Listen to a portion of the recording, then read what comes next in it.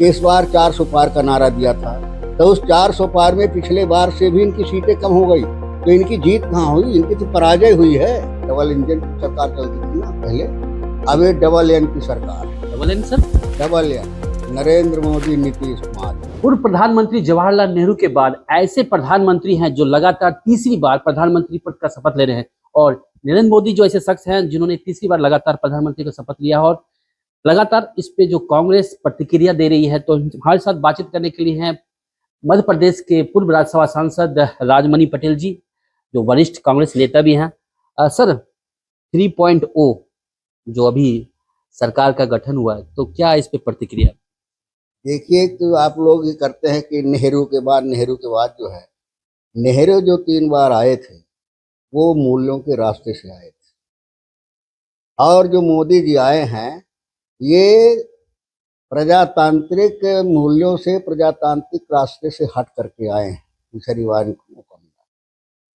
और ये सरकार जो है, हम तो इसे सरकार मानते नहीं, ये वास्तव में डबल एन की सरकार है। डबल इंजन की सरकार चलती थी ना पहले, अब ये डबल एन की सरकार है। Double N sir? Double N, Narendra Modi, Nitish Kumar, ये सरकार है।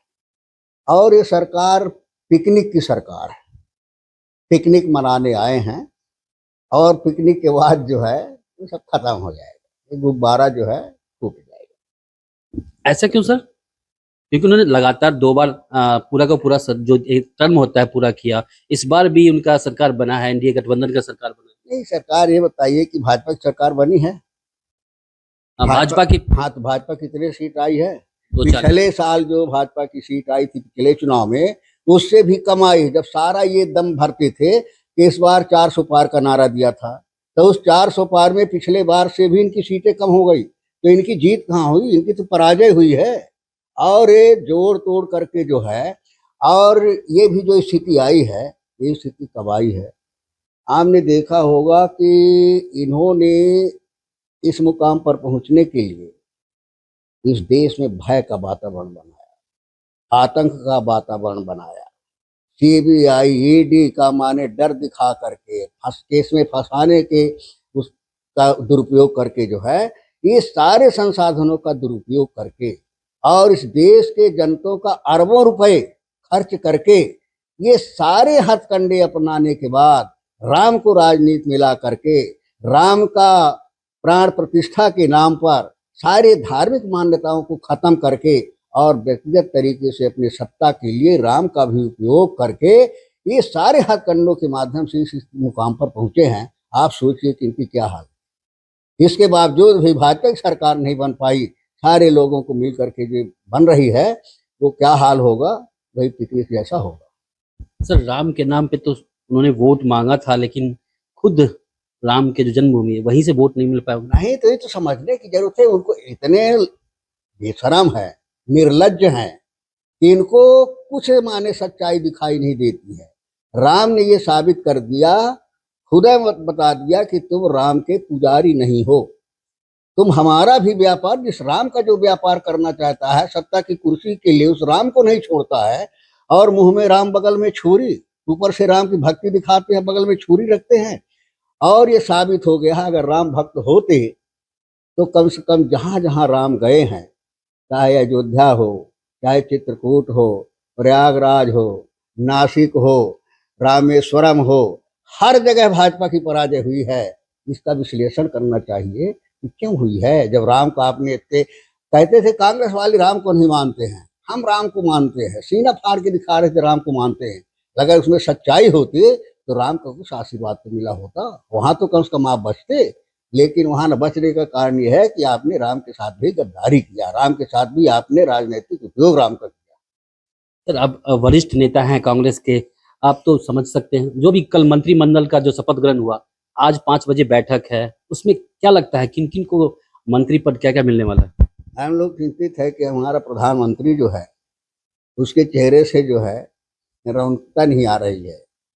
जो इतना खाते पीते हैं, 3-4 बार ड्रेस बदलते हैं, और कहाँ का मशरूम ला करके खाते हैं कि रौनकता चेहरे में बनी रहे, समझे? लेकिन वो रौनकता गायब हो गई है, पता नहीं क्या वजह है। और जो लोग हैं, उनके अलग अलग जो एजेंडे हैं, वो एजेंडे उत्तर और दक्षिण के हैं, है ना?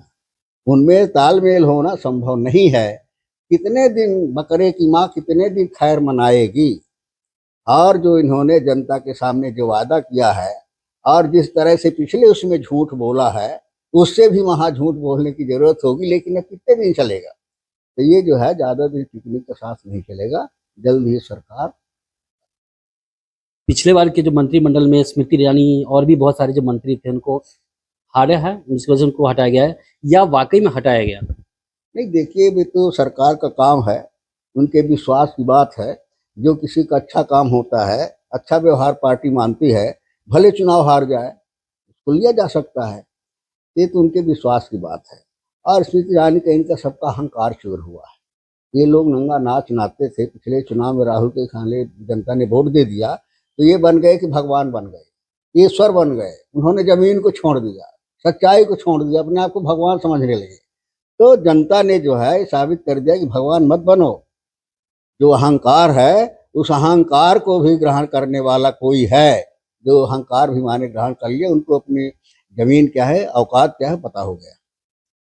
सर, जो सरकार मोदी सरकार बन गई है, गठन तो हो चुका है, मंत्रिमंडल बंटने वाला है, तो क्या लगता है जो अर्थव्यवस्था की बात करें तो कितने नंबर पे पहुंचाने की सोच पहुंचा पाएंगे ये? अर्थव्यवस्था, देश चौपट है, कोई न विकास है न अर्थव्यवस्था है। ये जोड़ते थे जब मनमोहन सिंह प्रधानमंत्री थे। रुपए का जब एक पैसे घटती थी तो क्या कहते थे, रुपया घट रहा है, ये अर्थव्यवस्था मजबूती कहलाती है। और वही परिभाषा ये है, रुपए का कितना माने अवमूल्यन हुआ है, इनको पता है। ये बताए इस देश की जनता को कि हम जो माने मनमोहन सिंह के समय कहा करते थे, उससे बढ़ करके हमारे समाने में रुपए का इतना मूल्य बढ़ गया है, तब हम माने कि हाँ इनमें दम है और इनकी नीति अच्छी है। तो कहने के लिए तैयार, जो सच्चाई है, हकीकत है। ये केवल आंकड़ेबाजी में, जुमलेबाजी में जो है लोगों का ध्यान आकर्षित करते हैं, इसके अलावा कुछ नहीं है। एक शायर ने बात कही थी कि तुम्हारी फाइलों में गांव का मौसम गुलाबी है, मगर ये आंकड़े झूठे और दावा किताबी है। तुम्हारे मेज चांदी के, तुम्हारे जाम सोने के हो सकते हैं, मगर जुम्मन के घर में आज भी फूटी रकाबी। सही हाल है। सर, लास्ट सवाल जाते जाते कि जो सरकार का गठन हो चुका है, मंत्रिमंडल बढ़ जाएगा आज शाम तक जो देखा जा रहा है, तो क्या लगता है सरकार 5 साल अपना टर्म पूरा कर पाएगी? नहीं, हम कहते हैं कि सरकार बनी है और देश की जनता की अपेक्षाएं हैं। देश की जनता की अपेक्षाओं को पूरा करे सरकार, सरकार का दायित्व होता है। हम लोग ऐसा नहीं चाहते कि माने जनता दुखी हो, कि जनता को माने सुख न मिले, जनता को सुविधा न हो, देश विकास न करे। हम सब उसके साथी हैं, हम सब चाहते हैं। लेकिन दुर्भाग्य है कि जिस तरह से वैचारिक विभेद के बावजूद केवल सत्ता चलाने के लिए जो गठबंधन हो रहा है, ये ज्यादा समय तक रहने वाला नहीं है। तो ये हमारे साथ मौजूद थे मध्य प्रदेश से पूर्व राज्यसभा सांसद राजमणि पटेल जी, जो वरिष्ठ नेता हैं कांग्रेस के। अभिषेक नैन, एबीपी लाइव, दिल्ली।